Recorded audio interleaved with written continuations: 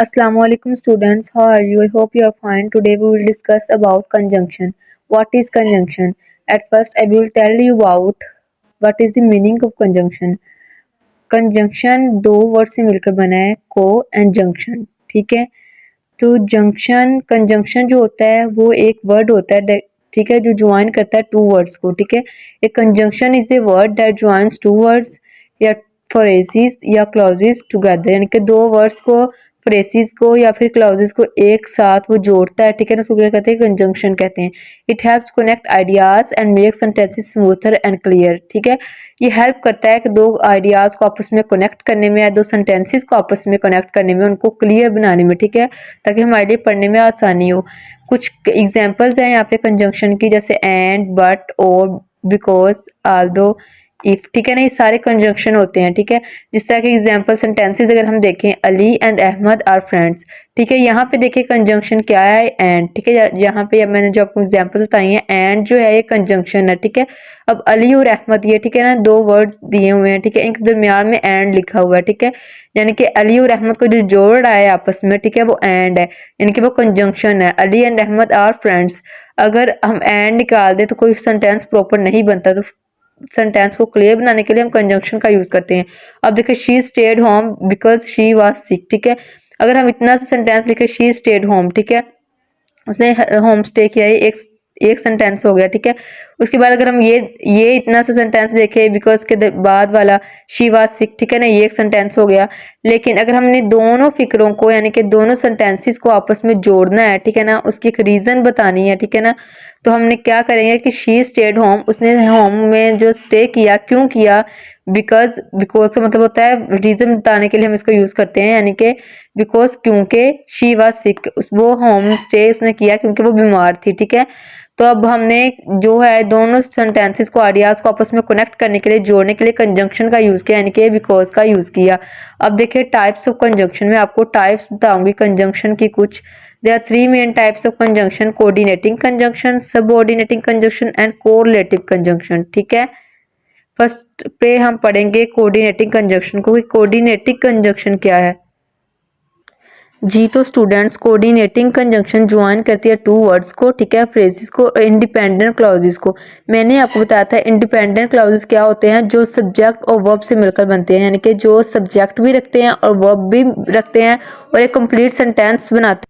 तो जो coordinating conjunction है, टू वर्ड्स को या फ्रेजेस को इंडिपेंडेंट क्लासेस को आपस में जोड़ता है। डिपेंडेंट क्लासेस जो होते हैं वो सब्जेक्ट भी रखते हैं, वर्ब भी रखते हैं, ठीक है।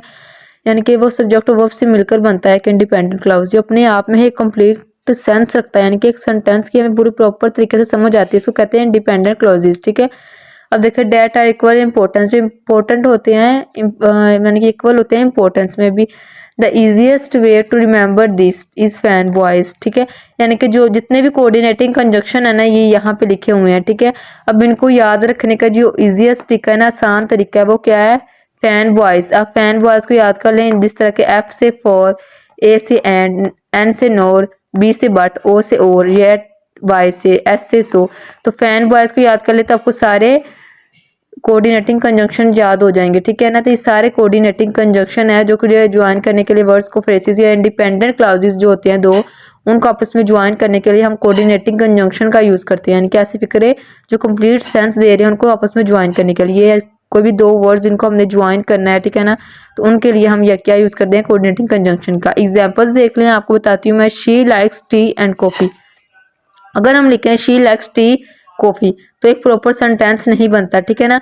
अब हमने दो वर्ड्स को आपस में जोड़ने के लिए, यानी कि कॉफी और टी को आपस में जोड़ने के लिए, ठीक है ना, जिस तरह यहाँ पे लिखा ज्वाइन टू वर्ड्स। अब दो वर्ड्स को आपस में जोड़ने के लिए हमने दरमियान में कोऑर्डिनेटिंग कंजंक्शन का यूज किया है, यानी कि ये वाले एंड का यूज किया है यहाँ पे टी और कॉफी के दरमियान में। तो क्या बन गया? टी एंड कॉफी, यानी कि वो पसंद करती है चाय भी और कॉफी को भी, ठीक है। अब देखिए, I try to call him, मैंने कोशिश की थी इसको कॉल करने की, ठीक है। उसके बाद अगर ये एक टेंस बन गया, यानी कि एक सेंटेंस बन गया इतना, ठीक है। उसके बट के बाद वाला देखिए, ही डिडंट आंसर, कि उसने जवाब ही नहीं दिया, ठीक है। अब हमने दो फिक्रों को आपस में जोड़ने के लिए, ठीक है ना, एक कंट्रास्ट जो है वो जाहिर करने के लिए, ओपोजिशन जाहिर करने के लिए हमने दरमियान में कोऑर्डिनेटिंग कंजंक्शन का यूज किया, यानी कि बट का यूज किया, कि मैंने उसको कॉल करने की कोशिश की थी लेकिन उसने जवाब ही नहीं दिया यानी कि उसने आंसर ही नहीं किया, ठीक है। उसके बाद देखिए ही वॉज टायर्ड यानी कि वो थका हुआ था, ठीक है, ये एक सेंटेंस बन गया, ठीक है। अब इसके सो के बाद वाला फिक्रा देखे ही वेंट टू बेड के वो बेड पे चला गया, ठीक है ना, वो थका हुआ था सिर्फ सोने के लिए बेड पे चला गया, जिस मकसद के लिए भी गया वो बेड पे चला गया। अब हमने इन दोनों फिक्रों को आपस में जोड़ने के लिए क्या यूज किया, सो, कि हमने रीजन बताई है कि वो थका हुआ था, सो इसलिए ही वेंट टू बेड के वो बेड पे चला गया। दो आइडियाज को आपस में कनेक्ट कर रहा है ये सो, ठीक है। अगर देखें हरी अप, ठीक है ना, हरी अप आगे यू से पहले और लिखा हुआ है, ठीक है, यानी कि हरी अब जल्दी करो, ठीक है, और यू विल मिस दी बस। जल्दी क्यों करनी है कि क्योंकि तुम इस तरह बस मिस कर दोगे, ठीक है ना, हरी अप और यू विल मिस दी बस, या फिर तुम बस को मिस कर दोगे, ठीक है, या फिर जल्दी करो या फिर तुम बस को ही मिस कर दोगे। तो इन दोनों आइडियाज को कनेक्ट करने के लिए उन्होंने दरमियान में और का यूज किया है। तो जब भी फिलिंग द ब्लैंक्स आएंगी तो आपने इस तरह उसमें ये कोऑर्डिनेटिंग कंजंक्शन लगाने हैं, फिक्रे को समझ के, सेंटेंस को समझ के फिर लगाने हैं। अब आगे नेक्स्ट टाइप देख लें इसकी, subordinating conjunction. A subordinating conjunction joins a dependent clause with an independent clause. अब ये वाला जो था वो जो ज्वाइन करता था टू इंडिपेंडेंट क्लॉजेस को, ठीक है। ये जो है सबऑर्डिनेटिंग ये ज्वाइन कर रहा है डिपेंडेंट को किसके साथ, इंडिपेंडेंट के साथ। जो इंडिपेंडेंट होता है वो सब्जेक्ट और वर्ब भी रखता है और कंप्लीट सेंस भी देता है, लेकिन जो डिपेंडेंट क्लॉज होता है वो सब्जेक्ट और वर्ब तो रखता है, ठीक है, जो सब्जेक्ट और वर्ब से मिलकर तो बना होता है लेकिन कंप्लीट सेंस नहीं हमें देता, यानी कि कंप्लीट फिक्रा नहीं होता वो, जिस तरह इंडिपेंडेंट क्लॉज एक कंप्लीट फिक्रा होता है, ठीक है। अब इनको जोड़ने के लिए क्या यूज करते हैं हम, सबऑर्डिनेटिंग को। इट शोज रीजन, ये रीजन को दिखाते हैं, टाइम को दिखाते हैं, कंडीशन को दिखाते हैं, कंट्रास्ट को दिखाते हैं और रिजल्ट को दिखाते हैं, ठीक है। अब देखिए कॉमन सबऑर्डिनेटिंग कंजंक्शन, इसकी कॉमन देखिए ये सारे सबऑर्डिनेटिंग कंजंक्शन है, because, Aldous, if, when, while, since, unless, before, after, ये सारे के सारे सबऑर्डिनेटिंग कंजंक्शन है। अगर हम इसको एग्जांपल से इसके एग्जांपल सेंटेंसेस देखें तो सबसे पहले फिक्रा है वो स्टेड एट होम, ठीक है, बिकॉज इट वाज रेनिंग। अब इतना फिक्रा भी एक सेंटेंस है, वो स्टेड एट होम, कि हमने घर में स्टे किया था। अब इसकी जो वजह है उसको बताने के लिए उन्होंने दरमियान में बिकॉज लगाया, यानी कि सबऑर्डिनेटिंग कंजंक्शन का यूज किया है। उसके बाद फिर क्या बताया कि क्योंकि बारिश हो रही थी इसलिए स्टे किया था होम में, ठीक है ना। अब देखिए जो आल्दो है, ठीक है, वो जो यूज हुआ है ही किससे पहले यूज हुआ है, यानी कि बताने के लिए कि Aldous he was tired he continued working, हत्ता कि वो थका हुआ था लेकिन फिर भी उसने मेहनत को जारी रखा, ठीक है, यानी कि फिर भी वो काम कर रहा था। तो हमने दो फिक्रों को, दो आइडियाज को आपस में जोड़ने के लिए किसका यूज किया है, सबऑर्डिनेटिंग कंजंक्शन का यूज किया, आल्दो का यूज किया है। अब देखिए जो हमने पहले किए हैं कोऑर्डिनेटिंग कंजंक्शन, ठीक है ना, उसमें हमेशा जो होते हैं ना, ये जो कोऑर्डिनेटिंग कंजंक्शन होते हैं दरमियान में आते हैं, ठीक है ना, जिस तरह ये दरमियान में लिखे हुए हैं, ठीक है। लेकिन सबऑर्डिनेटिंग कंजंक्शन में हम सबऑर्डिनेटिंग कंजंक्शन को फिक्रों में स्टार्ट पे भी लिख सकते हैं और दरमियान में भी लिख सकते हैं, जिस तरह स्टार्ट पे इफ लिखा है, आल्दो लिखा है और दरमियान में बिकॉज लिखा है, व्हेन लिखा है, लेकिन कोऑर्डिनेटिंग कंजंक्शन को हम सिर्फ दरमियान में ही लिखते हैं, स्टार्ट पे नहीं लिख सकते, ठीक है। अब देखिए फिक्र आगे वाला, I will call you when I reach home, मैं तुम्हें कॉल करूंगा जब मैं घर पहुंचा, ठीक है। अब दो फिक्रों को, दो आइडियाज को आपस में जोड़ने के लिए उन्होंने सबऑर्डिनेटिंग कंजंक्शन का यूज किया, व्हेन का यूज किया, ठीक है। अब देखिए if you study hard you will pass exam, उसने बताया है, ठीक है, कि अगर तुम मतलब सख्त मेहनत करोगे तो तुम पास हो जाओगे इम्तिहान में। अब उसने दो फिक्रों को जोड़ने के लिए अब देखिए इफ का यूज किया। अगर हम इफ दरमियान में भी यूज कर सकते हैं और हम इफ स्टार्ट में भी यूज करते हैं, जिस तरह हम आल्दो दरमियान में भी यूज कर सकते हैं और हम स्टार्ट में भी यूज करते हैं, जिस तरह के अगर हम लिखे he was tired Aldous he continue working, इस तरह भी हम लिख सकते हैं, ठीक है। अब नेक्स्ट टाइप इसकी है कोरिलेटिव कंजंक्शन। कोरिलेटिव कंजंक्शन क्या होते हैं, ऐसे होते हैं, कोरिलेटिव कंजंक्शन एक पेयर होता है, ठीक है, जो यूज होता है वर्ड्स को ज्वाइन करने के लिए या फिर ग्रुप ऑफ वर्ड्स को ज्वाइन करने के लिए। Correlative conjunctions work in pairs to join words और ग्रुप ऑफ वर्ड्स, ठीक है। देखिए कॉमन पेयर जिसके क्या है, ठीक है, either or, neither nor, both and, not all but also, not only but also, यानी कि ये दो पेयर्स में काम करते हैं। ये तो सिंगल सिंगल थे, ये पेयर्स हैं, यानी कि पेयर्स की मदद से हम ज्वाइन करते हैं वर्ड्स को और ग्रुप ऑफ वर्ड्स को, ठीक है। अब हम जो भी फिलिंग द ब्लैंक्स होंगे उनको हम पेयर में फिल करेंगे, ठीक है।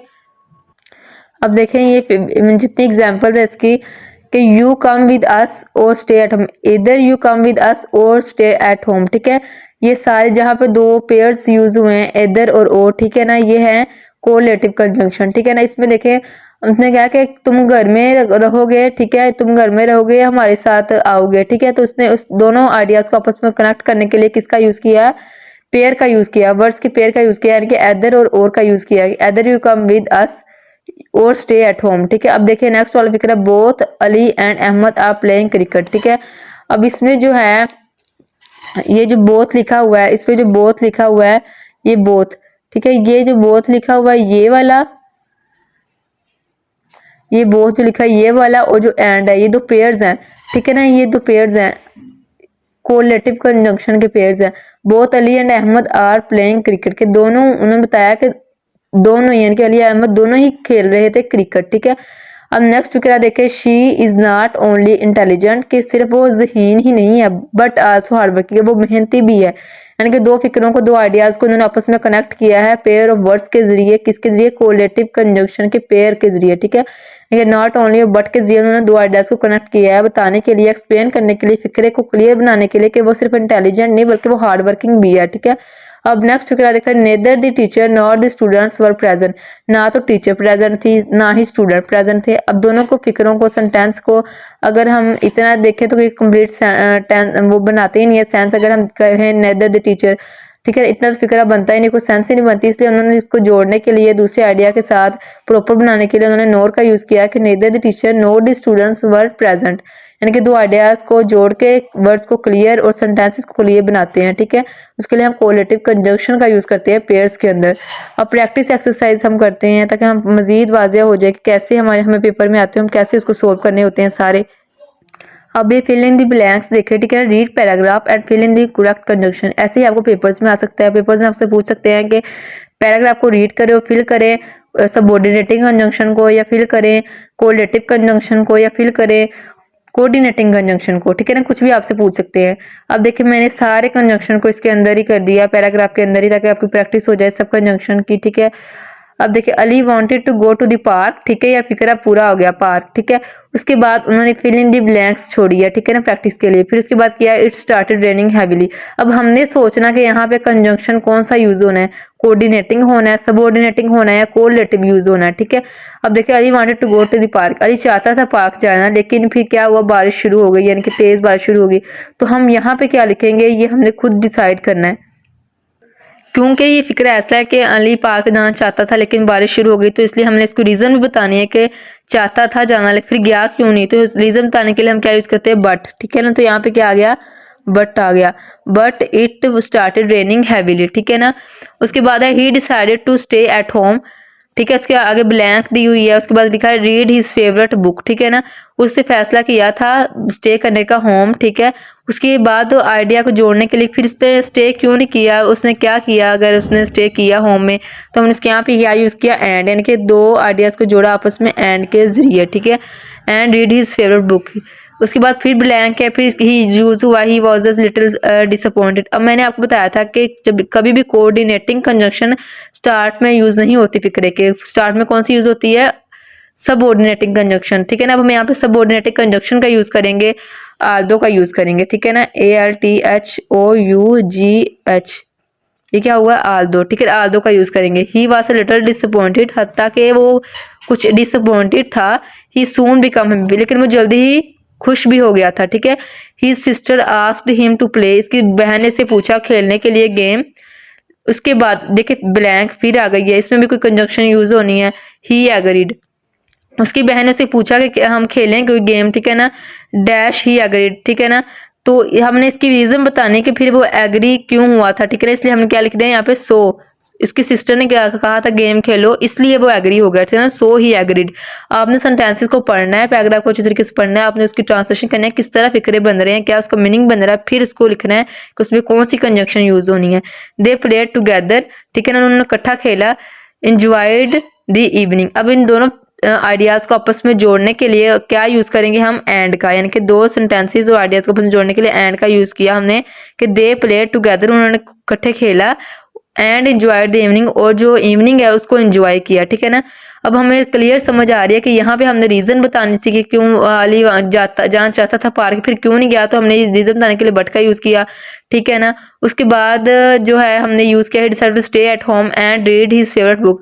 उसने फैसला किया था अपने घर में स्टे करने का, फिर उसने फैसला करके क्या किया घर में, तो हमने क्या लिखा, एंड का यूज़ किया। फिर आल्दो हमेशा सबऑर्डिनेटेड कंजंक्शन आता है फिक्र के स्टार्ट में, जब भी शुरू करते हैं तो जो ब्लैंक होती है, तो यहाँ पे हमने आल्दो लिखा बताने के लिए कि हता कि वो डिसअपॉइंटेड था, फिर भी उसने अपने सिस्टर कि मतलब वो खुश हो गया अपने सिस्टर के साथ, उसने गेम खेलनी थी, इसलिए फिर हमने आगे भी रीज़न बताई, इसलिए ही वो एग्री हो गया। फिर वो उन्होंने आपस में खेला भी और एंजॉय भी किया, इसलिए दोनों आइडियाज़ को जोड़ने के लिए हम दरमियान में एंड का यूज़ किया। तो इस तरह आपने ब्लैंक्स फिल करनी है।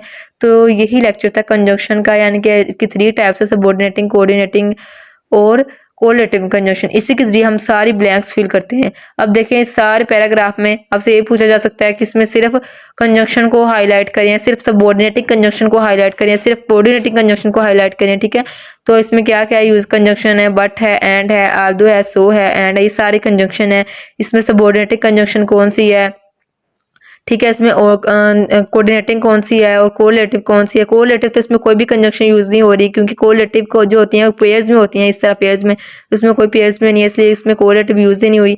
इसमें एंड है यूज हो रहा है, 2 दफ़ा यूज हुआ है, जो कि कोऑर्डिनेटिंग कंजंक्शन का है। इसमें आल्दो यूज हुआ है, ठीक है।